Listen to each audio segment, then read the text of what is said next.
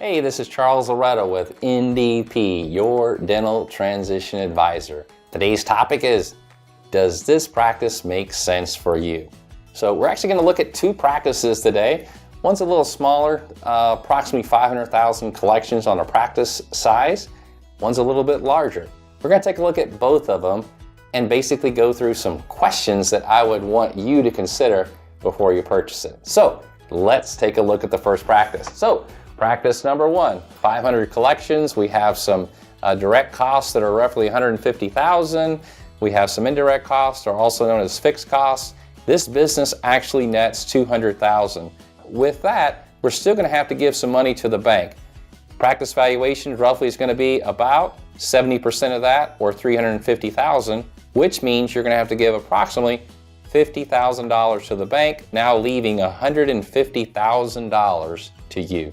My question to you is, does that make sense? You've been an associate, been making $200,000, $250,000. Now we're going to buy this practice.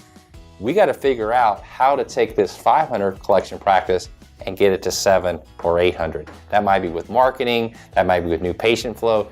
That's my question, is how we're going to grow this thing. Practice number two, let's take a look at it. Much larger practice, a great overhead on this one, $1 million from a collection standpoint. We're going to have our total direct costs are roughly $340,000, or indirect costs are $210,000. What a great net, $450,000, 55% overhead. So I love this thing because it makes so much cash. We're going to have to give the bank about $100,000 because this practice price is going to be somewhere around the $750,000, $775,000 price tag. So what are we left with?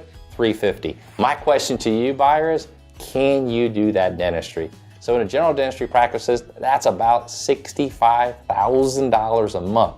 So if you're only doing $40,000 a month right now as the associate, we might need to keep that senior guy around, senior gal around, pay him or her 35%. Now all of a sudden, your net is not $350,000, your net's probably somewhere around $250,000. Does that number work for you?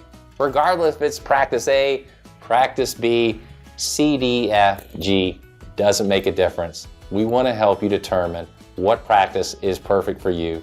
That's what we do here at NDP.